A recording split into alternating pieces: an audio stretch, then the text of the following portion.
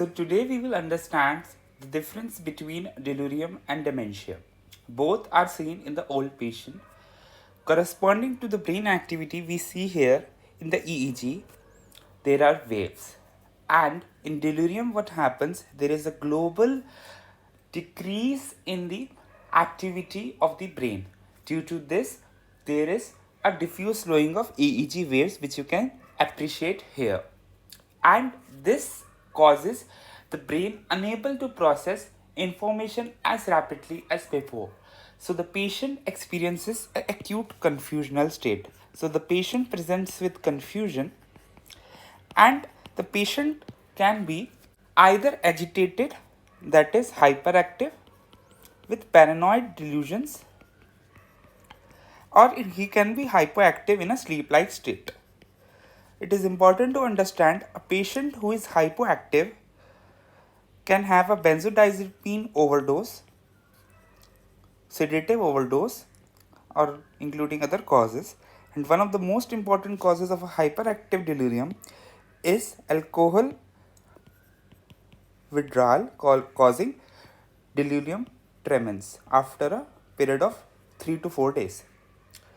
A delirium tremens patient will have anxiety, will be having tremors, and will be a confusional state. Also understand the course in a delirium is fluctuating. Fluctuating course, and this represents the degree of the delirium as well as the state. He can be hyperactive, hypoactive, or normal different times. And a delirium patient has changes in sensorium. The altered consciousness due to decreased activity of the reticular system. Course of this patient is fluctuating and there is a sundowning phenomena. What happens when the sun goes down at the night? What happens? There is an increase in delirium. So the patient may appear normal in the morning rounds, but in the night he can have delirium.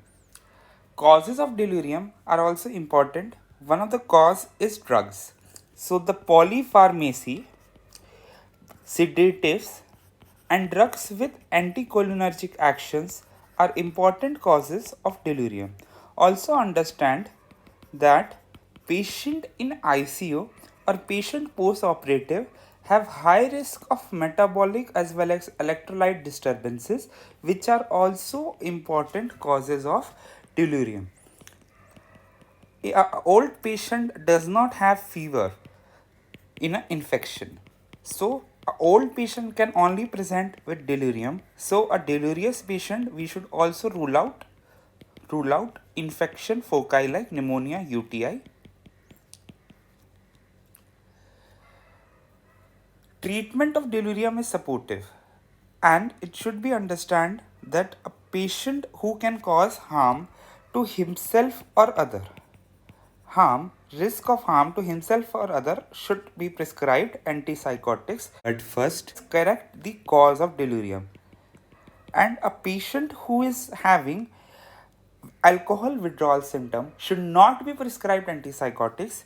An alcohol withdrawal patient should be given benzodiazepine, not antipsychotics. And a patient who is having a delirium not due to alcohol should not be prescribed benzodiazepine because it will aggravate the delirium state. A patient with dementia will have a decreased brain mass due to degenerative activity.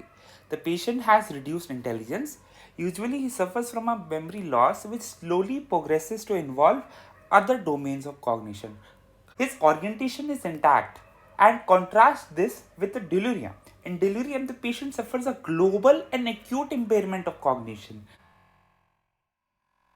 A dementia patient will have a decreased cognitive reserve and he is at a higher risk of delirium. So it means that delirium and dementia can coexist together. So there are various different types of dementia, and in Alzheimer presents with memory loss. Other dementia like frontotemporal dementia, Lewy body dementia can present with other domains being involved first.